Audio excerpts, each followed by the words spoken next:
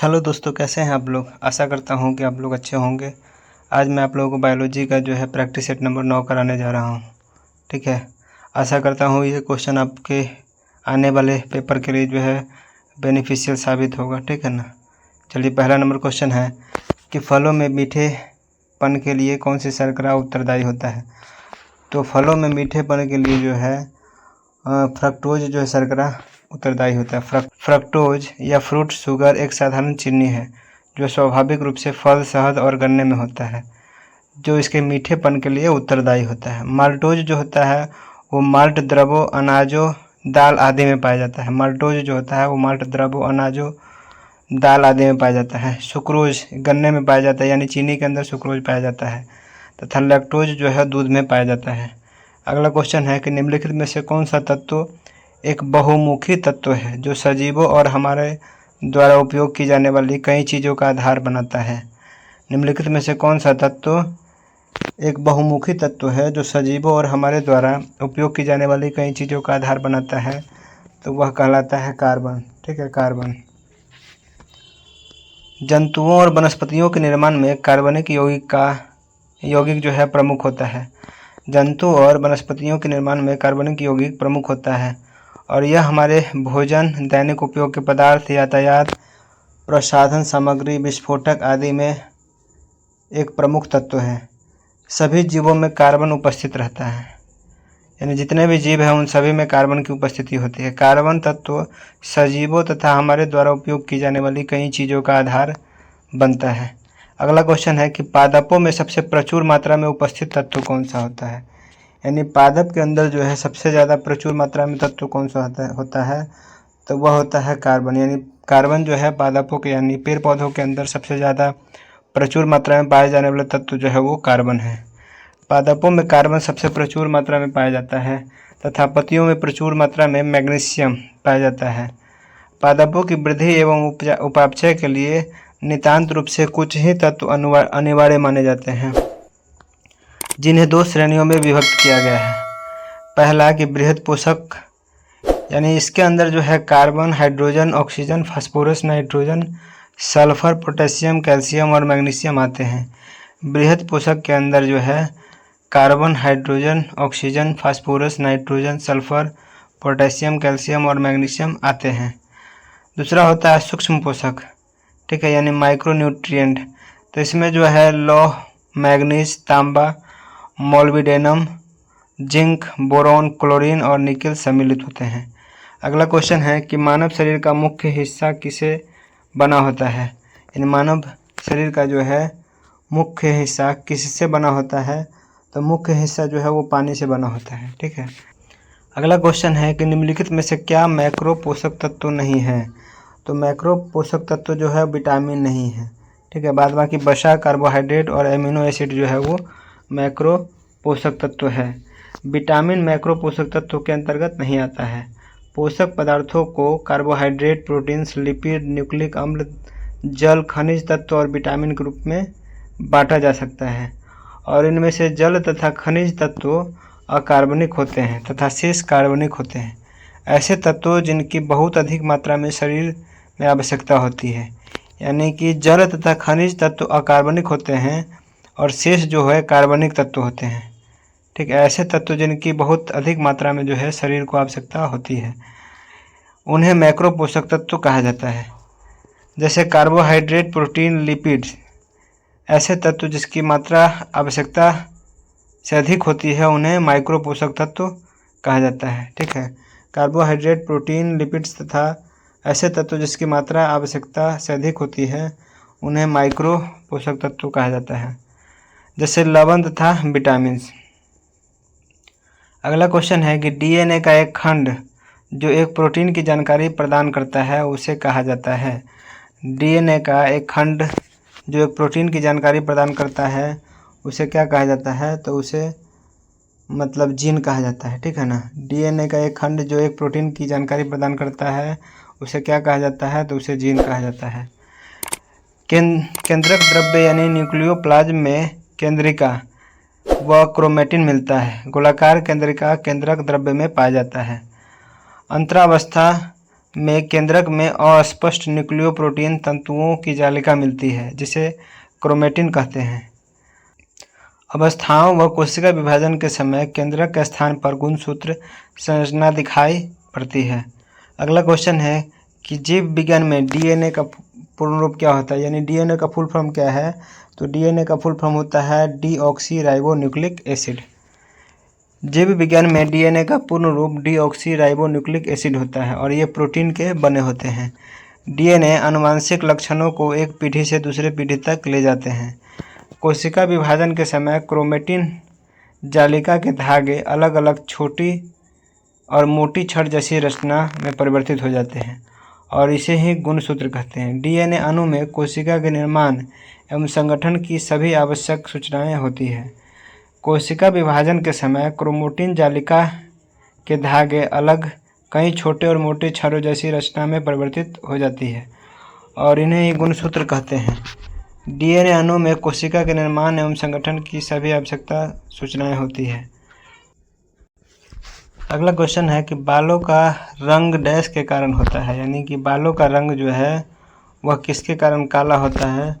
तो वह जो होता है वो मेलानिन की वजह से होता है। ठीक है, मेलानिन की वजह से होता है। मेलानिन एक प्राकृतिक रंग द्रव्य है जो अधिकतर जीवों में पाया जाता है सिवाय मकड़ी को छोड़ करके। तो में मेलानिन का सबसे अधिक पाया जाने वाला रूप यू मेलानिन है जो काले भूरे रंग का होता है। अगला क्वेश्चन है कि प्रोटीन संश्लेषण में क्षार इवेंट से एक डैश का निर्माण होता है।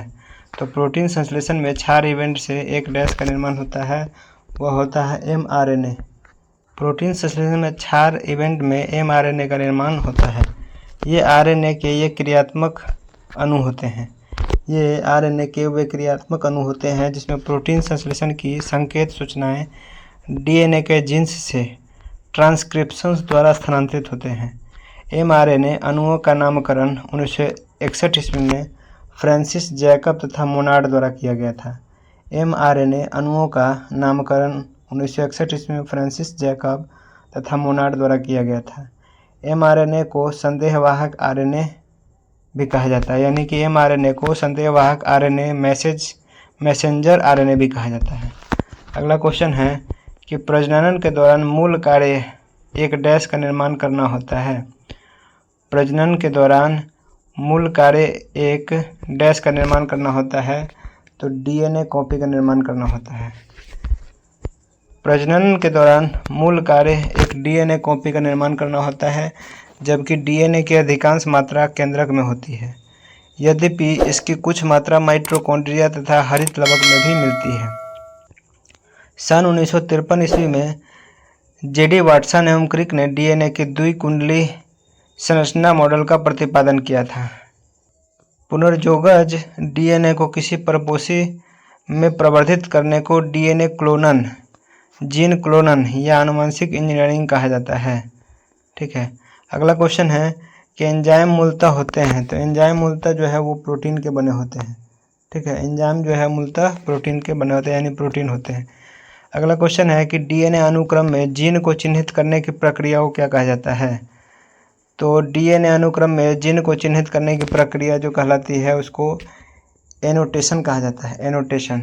ठीक है, डीएनए अनुक्रम में जीन को चिन्हित करने की प्रक्रिया को एनोटेशन कहा जाता है।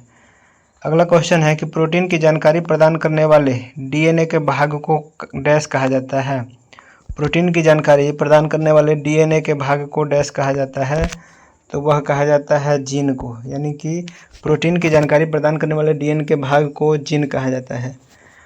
जीन डीएनए के न्यूक्लियोटाइड का एक ऐसा अनुक्रम है जिसमें सन्निहित कूटबद्ध सूचनाओं से अंततः प्रोटीन के संश्लेषण का कार्य संपन्न होता है और यह आनुवंशिकता की मूलभूत इकाई होती है। मतलब जीन को जो है आनुवंशिकता की मूलभूत इकाई कहा जाता है।